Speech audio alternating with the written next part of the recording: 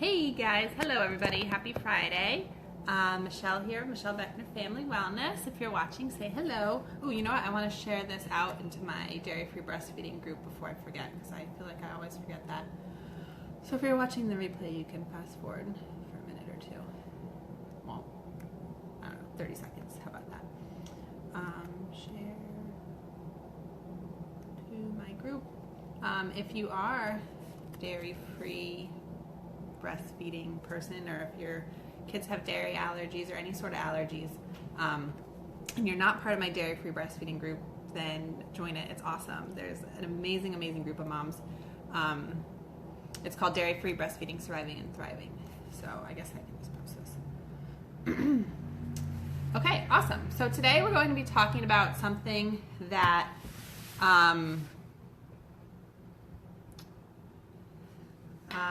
that I guess I'm pretty passionate about. One of the few things I'm passionate about, real food, which kind of all comes together. So real food is what everything boils down to. But two things that I really try to make people aware of, especially people who are in charge of feeding babies and young children, is more than just eating real food. It's limiting the amount of sugar you're eating, and making sure you're eating the right fats, limiting the amount of vegetable oils that you're eating. And this is one of those things that can be very eye-opening for a lot of us. Just like going dairy-free, we've grown up, my generation's grown up, like the milk does a body good, and that's not necessarily the case anymore with new research coming out, and just the way that milk is processed, and I can go on about that. But we've also kind of grown up thinking that these vegetable oils like canola oil have been like the heart healthy oils, or margarine. That was like when margarine became popular. It was a little bit before my time, I think, but all of a sudden margarine was like supposedly so much healthier than butter, and it really saddens me that people still believe that today, because there's so much information out there, so many studies out there that that talk about basically how dangerous and how poison these oils are that you find in margarine or vegetable oils. So I just want to talk a little bit about that. I would love to get into all the science of it, because I'm kind of a science nerd, being a chemical engineer. But there is a really great podcast episode on Bulletproof Radio, which I really love. I wish I remember her name. Catherine Shanahan, I think it was. She wrote Deep Nutrition. So if that name's not right, just Google Deep Nutrition. That's her name. So anyway, she does a really good interview if you really want to know the science and the chemistry and like all this background on why vegetable oils are essentially poison. I think she calls them like silent killers or deadly. I don't know, something about how they're deadly. So check out that podcast episode. So basically, first what I'm going to be talking about is, one, what exactly do I mean by vegetable oils? Which ones are the ones that you need to avoid? Next is, then the three reasons why I'm going to talk in general, three reasons why we want to avoid them. One is how they're processed, how they're made. Two is, what will I talk about next? What they do to your body, what they do to your body, and then what your body does with them. So that's what we're going to be talking about today. By the way, I finally got my ceiling painted. I don't know if you've watched any of my old live shows. There was like exposed drywall that was green and ugly. So my neighbor, who's a painter, painted it. So if you live in Westchester area, PA, and need a painter, let me know. I lost my train of thought. Okay, so I guess we'll just jump right into vegetable oils. Oh, one more thing.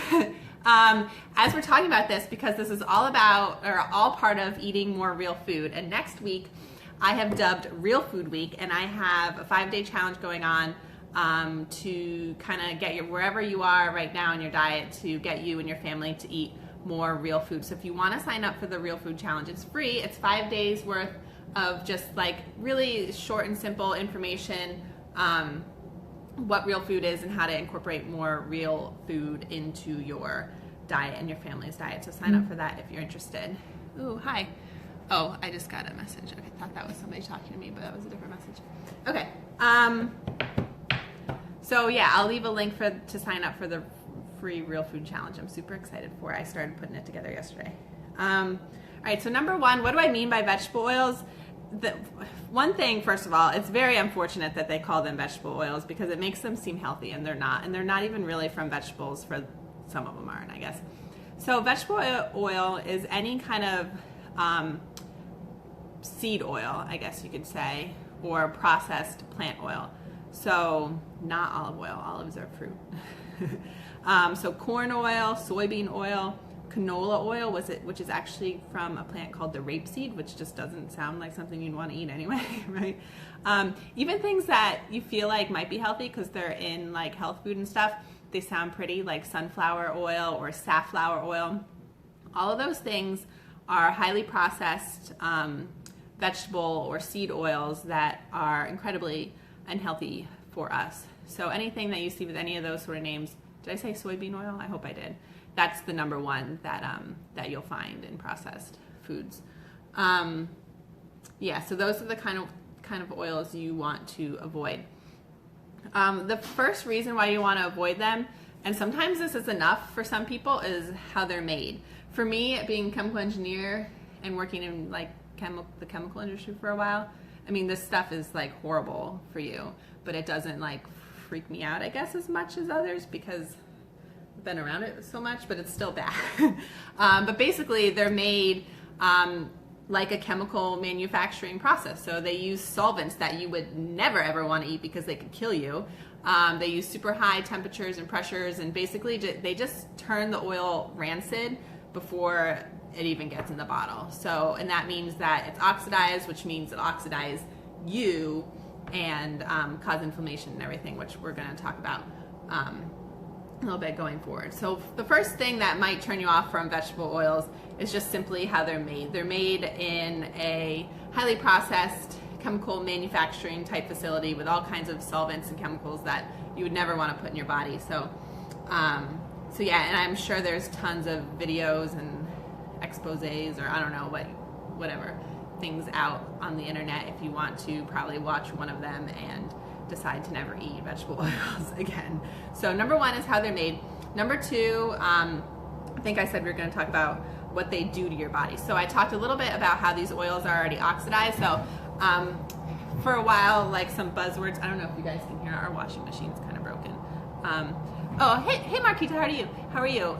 Examples of vegetable oils. Yeah, I just went through them, but I'll go through them again, no big deal. So things like, so it's basically vegetable and seed oil. So corn oil, canola oil, soybean oil are some of the most popular ones. Some other ones, so like, did I say canola oil?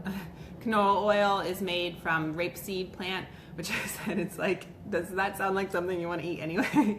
And then there's the ones that like kind of sound healthy, like safflower oil and sunflower oil.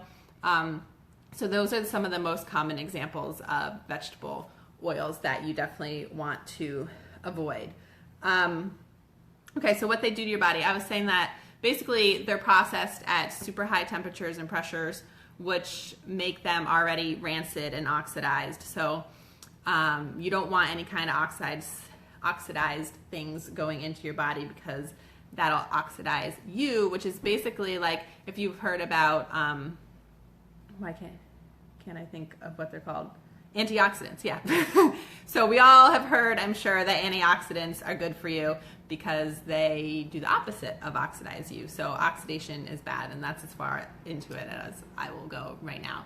But it's not good for you. It'll age you quickly, and biggest thing is it causes inflammation in your body. And I know inflammation, I feel like kind of seems like a buzzword kind of lately.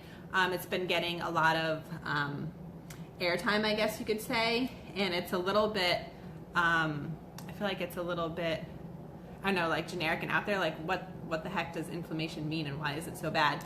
But basically, without going into it too much, it is essentially the root of all chronic disease. So pretty much any chronic illness or disease that you can name is caused by the root cause is some sort of inflammation in your body. So we want to avoid that as much as possible if we want to live happy, healthy lives. So like I said, these vegetable oils, they oxidize you, they cause inflammation, and there's all sort of chemical pathways, if you're interested in hearing more about those.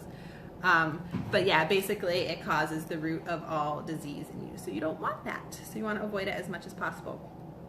Oh, and I should say it's because these oils are high in omega-6s. So I'm sure you've heard of like your omega-3 oils. So eat more omega-3s. Everyone's about like the fish oil, DHA, chia seeds are high in omega-3. So everyone's like, you know, eat more omega-3s, eat more omega-3s. Fish, like salmon, wild caught fish is high in omega-3s. But really, really what we need to do, especially here in the US, is eat less omega-6s. So what you're worried about is the ratio. I feel like I'm getting way too into this, way more into this than I planned on, but oh well. What you're worried about is the ratio between omega-6 oils and omega-3 oils. So there's like some debate out there about what exactly the ratio should be in your body. But I get, you know, like the one you see most often, I guess you could say, is 4-to-1 omega-6 to omega-3. So yes, you need a little bit more, and this is not in your diet, this is like in your cells. You need a little bit more omega-6 than omega-3. But in America, in the US, I've seen that we're eating anywhere from like a 20-to-1 ratio up to like 60-to-1 ratio or something. Like we are way off. So eating like taking your omega-3 supplement every day is not going to bump up that ratio. You really, really need to cut down the number of omega-6 oils. And I mean, there are omega-6s naturally in nuts and seeds at a little bit better ratio for your body. So it's not like you need to eat these vegetable oils a little bit to get your omega-6s. They're there naturally in other foods that are actually good for you. So yeah, I just went off on a little tangent with that. But okay, so the omega-6s are the ones that are inflammatory, and omega-3s are anti-inflammatory. That's where that came from. So, all right, so kind of recap for now. Vegetable oils is any sort of processed vegetable or seed oil like corn, canola, soybean, sunflower oil, safflower oil, palm oil. I'm sure you can name plenty more. That's what they are. One reason you want to avoid them is the way they're made is really bad for you. They're already oxidized and rancid and bad for your body. They use chemical solvents that you don't want to be eating. So there'll be traces of that in the oils. They cause inflammation in your body, which will lead to all sorts of problems. And last thing is, you know, I was talking about your body is made up of both omega-3 and omega-6 oils. So we need those oils to survive and to function and to have healthy operating cells. But we need that ratio. And so different cells have different ratio, like a brain cell versus like, I don't know, another organ cell. Your brain is like mostly fat, so it would have a different ratio than like another organ. So what was I saying? So you have this, your cells are supposed to be built off of like this certain ratio of fats to make it function properly and efficiently. And so when we are completely messing with this ratio in our diet, which will then affect what we eat, because you are what you eat, your body's not going to be functioning properly. So not only are you going to get inflammation, you're probably going to get, like I know for me, one of the first things that affects me if I eat something not so good is I get brain fog, and I feel like my brain is just not working. So that's one thing. On the flip side, if you kind of adjust your omega-6 to omega-3 ratio, you might feel like your brain got turned on, which is an amazing feeling. So your body needs to be built from like this certain, it's meant to function ideally off of this certain ratio of omega-6 to omega-3 oil. So when we're throwing off that ratio, our body is not functioning well. And you might not even realize it. Like I know with a lot of the dairy-free moms I work with, they find out that they're a little bit intolerant to dairy after cutting it and they're like, oh my God, I feel so amazing. And it's like, I had no idea how crappy I felt every day because my body and my mind have just realized, like, have just kind of learned to live with this and live to like not functioning to my full potential. It's the same thing when you're feeding yourself these not so good for you vegetable omega-6 oils. So yeah, your body will just start working and you're going to feel great. And I love in that interview I mentioned, that podcast episode, she gives a really, really great analogy. She says that It's like you're getting a new house built. I feel like I've been talking for a long time. You're getting let me know if this is boring you guys, or if you find it really interesting. I hope you're learning something. But say you're getting your house built. You show up your contractor's there, and he's like, hey, I know you wanted us to build your house out of brick, but the bricks didn't show up. All we have are these styrofoam balls. So we're just going to kind of make it work with what we have. And that is like exactly what's going on. I love that analogy because that's exactly what's going on when you're not feeding your body the right things that it needs, whether it's these omega-6 oils or anything else. If you're not feeding your body what it needs, it'll do the best it can to try to function, but not only are you going to probably feel like crap, your brain's not going to be working very well, you're not going to have enough energy to get up out of bed in the morning or, play with your kids by the end of the day. And then, down the road, you might be ending up, or even now, with certain chronic illnesses that could just be prevented with nutrition that was meant for your body. So yeah, your body can function with them, but it can function so much better and healthily and longer if you provide it the oils and the nutrition that it needs, I guess. So I wanted to say one more thing. Let me take a sip of my kombucha. What did I want to say? I don't remember. If anybody has any questions, I'd love to hear. So I guess this wasn't what I was planning on saying, but so what do I do? So if you saw, I just posted a picture of a salad that I had for lunch, and I had a couple. How do you measure the ratio? Like, how do you measure the ratio in your cells? You would need to get it. I don't even know. Like, you'd have to go to a lab. I don't think it's something that's like commercially available to people. Maybe it is, but just do your best to make sure that you are eating as little omega-6 vegetable oils as possible, and then make sure you're adding your omega-3s into your diet. Do the best you can, and then you'll probably be able to notice it in your diet if you're feeling good or not. So that's a good way to measure it. Just see if you feel good or not. But yeah, so I posted this picture of a salad that I had for lunch, and we had a few of frozen veggie meatballs from IKEA left in our freezer from a while back. So I threw a couple of those on top, and I was like, I was like I wanted to be totally upfront and honest. Like, yeah, I'm eating some frozen prepared meatballs from IKEA because that happens sometimes. And then I was like, oh man, I'm pretty sure there's canola oil in these. So I went and looked at the bag, and it was in there, of course, because any processed food has these sorts of oils in it. It's completely impossible to avoid. But so I went and looked, and I felt a little bit better because the first few ingredients, it was like chickpeas, peas, carrots, like it was, the first few ingredients were just normal stuff, and then there was canola oil. Anyway, the reason why I'm sharing this is because these oils are impossible to avoid if you live in the modern world and you don't only eat stuff grown in the farm, which is totally ideal, but sometimes you eat out at a restaurant, or sometimes you just need some frozen meatballs from IKEA or whatever. So you're gonna have it. So the thing is, I want you to watch out for is keep an eye out for them in the food that you are eating, in the labels, and I'll go into this a little bit more in my Real Food Challenge, the free Real Food Challenge that starts on Friday. So just be aware of where you are eating it and try as much as you can to minimize it. And that kind of brings me to my whole point with vegan butters. Like, I see this so much in my dairy-free breastfeeding group, and I have a hard time with it because it's like, I want to help people. I want to help people be healthy. I want their babies and their children to be healthy and to grow up and live long, healthy lives. But I know, I need to be delicate, especially with new moms. You guys are doing the best you can.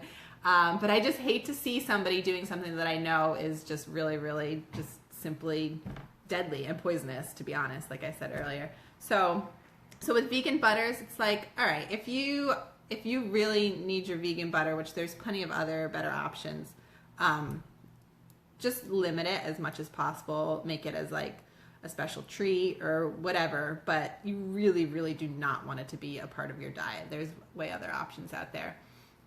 So I would say, since these oils are hard to avoid, limit them to the few times that you are eating processed food. And I know it's a journey if you eat a lot of processed food. I'm not saying that like you need to stop, but just start noticing where they show up in the food that you're eating, and then limit them to, like, if you're out at a restaurant, you know, they're pretty much impossible to avoid. And I know probably a lot of moms who are avoiding soy are pretty aware of how impossible it is to avoid.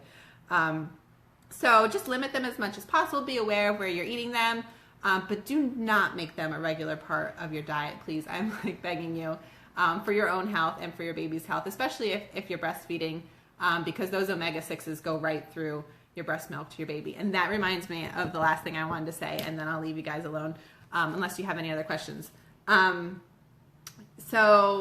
There's one thing that I think is very, very interesting about, and it's in that Deep Nutrition book, which I've referenced a few times already, is the link between coconut butter. No, coconut butter is awesome. So coconut butter is just coconut flesh that you put in a food processor and like grind it up until it's like butter, right? So coconut butter, coconut oil are awesome for you. They have they have like all different kinds. They have like a wide range of different types of fats in coconut oil. I don't want to say stuff because I don't want to be wrong, but I know it's got like the medium chain triglycerides and some polyunsaturated, which are like the not as good ones. But coconut oil and coconut butter, like any coconut products, have a good ratio of all the different kinds of fats that you need. So coconut products are great. That reminds me, I never said one thing that you totally, or two things that you totally need to look out for. That's trans fats, which I think we all know are bad at this point. I'm pretty sure they're banned in most foods. And the word hydrogenated. So although trans fats are not allowed, I believe, or I think like by the end of this year or next year, they're not allowed by at least in the US. But so you'll see trans fat on the label and it'll say 0, but that doesn't necessarily mean it's 0. It means it's less than 1/2 gram of trans fat in a serving. So it still could be in there. So trans fats you totally want to avoid. That kind of goes along the lines of these omega-6 oils. And if you see the word hydrogenated, that means it's a trans fat. And I could go into the chemistry reason of what that means. But basically, if you see hydrogenated, do not touch it and put it down, because that's again deadly poison that you don't want in your body. Okay, so going back to what these fats do. So I was talking about how, you know, we need the right ratios to build a body that functions well. But in the Deep Nutrition book, I found this very interesting, is she made a correlation between the ratio of omega-3s to omega-6s in your body and cellulite. So basically, if you have a good ratio, you've got nice layers of collagen, you've got nice, sturdy, healthy fat cells, I guess you could say, in your body.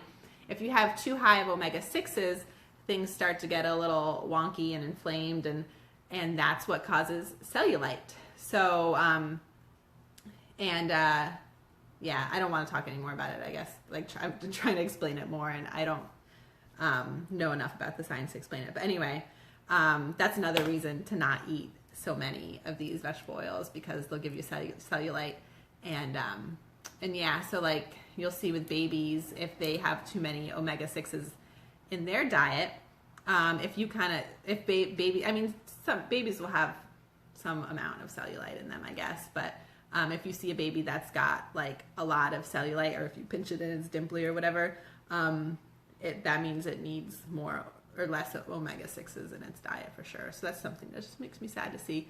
Marquita, what can you use for occasional fried food? So honestly, the best oils, and really the only oils that I personally would cook with, are coconut oil, avocado oil. Those are two good oils for high temperature cooking. So if you want to eat fried food, you can fry it in those oils. Avocado oil is one of my favorites. And then there's butter or ghee. So if you're not dairy-free, butter is fine as long as it's grass-fed organic. If you are dairy-free, you know, I talked about ghee and some other stuff, so I won't go into it. But if you are dairy-free, you and your baby might be able to tolerate ghee. So that's another good fat. That would be pretty expensive to fry food in, I think.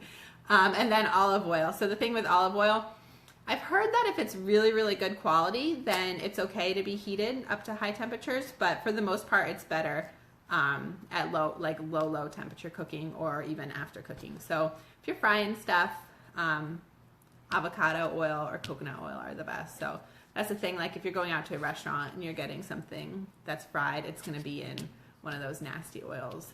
And I don't know about you, but I mean, I eat French fries every once in a while, sure, sweet potato fries, whatever. But then I kind of feel like crap afterwards. So that makes my my choices pretty easy to make once you start kind of noticing how food makes you feel, and then you can kind of be like, okay, is it worth it or not? So yeah, I hope that answers your questions, Marquita.